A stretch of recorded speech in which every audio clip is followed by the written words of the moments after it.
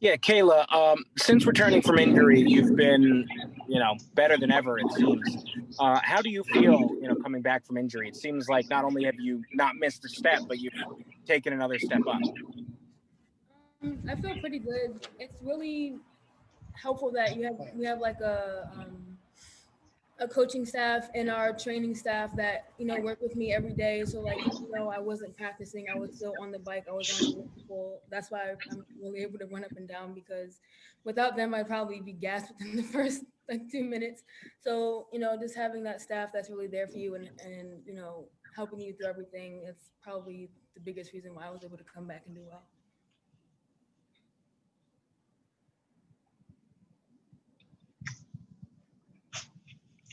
All right, I'll go.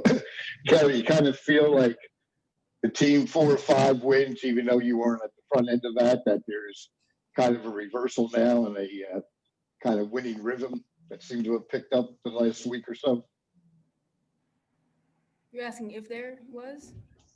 Yeah, I mean, you kind of feel sometimes, you can get in a vibe there. You guys have won 4 or 5 after that first disastrous St. Joe game. Yeah. I feel like that, I guess, like losing against St. Joe's, they're our rivals, so that really hit us hard. So it had us come back even stronger than before, and I guess winning just really feels good. So like we want to feel like this all the time, so we just keep going hard every game.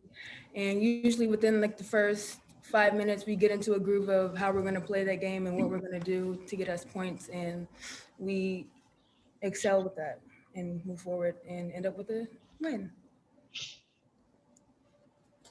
Molly, can you speak a little bit about either what was said at halftime or maybe what the players talked about in huddles in the second half? Second half was much more in flow and rhythm than the first half. I felt was a little herky-jerky. Can you just talk a little bit about maybe why the second half was better? I think we did well in rebounding, but I feel like in the first half, we kind of were weak with the ball in the paint.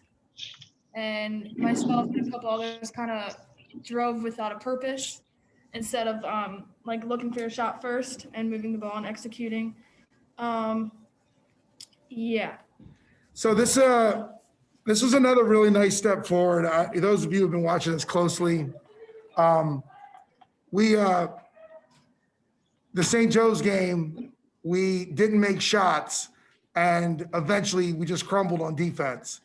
And this first half, we couldn't throw it in the ocean, and we defended every single trip down the court. I really think we maybe have turned a page defensively. We're still going to find people who can overwhelm it with some size. We're going to find some players that are quicker than us that are problems. But as far as playing our rules and doing what we're being asked to do, this team is really starting to have some task cohesion. They're starting to tighten things up and really be together, and just so pleased with that. When you can weather the storm of missing some shots and play good defense and find a way to lead ugly, all of a sudden you feel like, yeah, maybe we can make some shots and get a win. And that's really what happened. And, Molly hit some really big ones. Kayla Richardson came in, had a big assist to Molly in the corner, got another open shot for us. That was huge. And I think we had a big run out and one from Deja right in when we were still struggling. And then they went zone and Kayla Roll just banged down big shot after big shot. Claire hit a couple threes. And that's the way it's supposed to happen. It's the way it's supposed to happen. But I think all of the people who've been watching this team just have got to be noticing, Claire Jacobs, 7 rebounds, leads us in rebounding again, 4 steals, leads us in steals. And that was the knock last year that, she only tried to shoot and didn't care about rebounding and defense. And now she leads our team in rebounding and leads our team in steals. And so even on nights where she goes 4 for 13, I told you last time she had a bad game, we're looking for that second player to step up. And Kayla has done that. And I also said once Kayla steps up, maybe that'll take the pressure off of Molly and Amy, and there Molly is knocked down some shots. So they're following the script. Mountain, what does it say about your team this game? Maybe not the pace that you're used to running and not the game that you're used to playing, that you still found a way to get the win. Yeah, if the other team wants to slow the game down, we're not at a point where we can press them out of it. And that's just not our team. And we could have gone to our half-court trap, our buzz, because obviously you saw late that was pretty effective for us. But when you're defending on every possession and the other team can't get a good shot, I wasn't going to change anything. I'm just going to live with the pace, try to run when we get the ball. And yeah, so that is a big step forward that we were able to score, find a way to score, even though we weren't running up and down. But a little hint, we are one of the worst efficiency offensive transition teams in the country. So even though I do like to run, we're not so good at it. There's always improvement in your points per possession. Yes. Mal? Okay. Well, kind of same question I asked Gail. I kind of talk about just how it seems the vibe suddenly just flipped over the last week or so. At least you got a split going on the road's always tough in the A10. Yeah. Now you got a shot at a sweep this weekend. Yeah, there's no doubt. What we talked about in the locker room was, there still might be a losing streak in there. So I don't want to jinx anything, but like the last 2 years, our team had sustained losing streaks. And, no matter how well we played at any other point in the season, when you lose 8, 9 in a row, your record in the end is not going to be so pretty. Well, we've avoided that this year. So what we talked about in the locker room is, can we put a sustained winning streak together? And obviously the Bonnie's game, makes it 4 out of 5, right? So it's not a streak, but if we can win again tomorrow and it's 5 out of 6, and we can find a way to go up to UMass and Rhode Island and do what we didn't do at home. The beautiful thing is there's no home court advantage. There's no fans yelling at you. It's just you in the basketball court. So we're excited to really focus on George Mason and what we got to do there.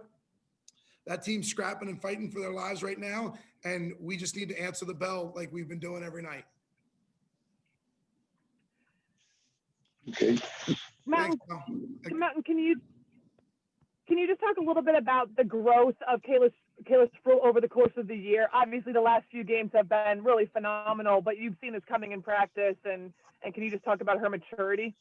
Yeah, I'll tell you this, Maren. So I talked to Molly and Amy today. Molly and Amy win every single shooting drill we do in practice. It's not even close. If Kayla's life was on the line, she couldn't beat the two of them in a shooting drill. But when we get onto the court, Kayla takes every shot in the game the same way she takes them in the shooting drill. And so, she's not shooting 70, 80% like they are, but she is shooting 45, 50% on wide open shots, and she does the same thing in the game. So her ability to take what she does in practice to doing it on the court is fantastic. And that's what that's what every player needs to learn how to do. Like, if you're not shooting it the same way you shoot it when you practice, don't shoot it, do something different. And Kayla gets that. It's still not perfect, right? She had 5 turnovers today. She didn't finish everything, but you give that kid an open look. I think everyone is shocked when she misses a shot. And that's a fun way to be as a coach, all right, we just got to find Kayla. We're going to be okay. Quick follow-up on Kayla. What's it say about her game that now in back-to-back, down the stretch when the game was maybe up for grabs a little bit, she dominated and delivered the win without question? Yeah, I think, am I right that she hit 3 of them, or at least 2 of them against the zone? It might have been all 3. So 2. So she scores 6 of the 23 when they go zone, because now they're not keying on her and not finding her. So I think I would love to get this every night, but I'm going to give George Mason some credit. I'm going to give UMass Rhode Island. They're going to take Kayla away one of these nights. And then it's going to be up to Claire to put the ball in the bucket more, Molly to make some more shots. And that's the way the system's designed. Like, we're not going out there trying to get Kayla 20 plus. She's getting them because she's just playing in the offense. She's got a favorable matchup because forwards don't like to guard her on the perimeter. We talked about it going into the season. Like, her being the center is going to help her because it's tough to guard.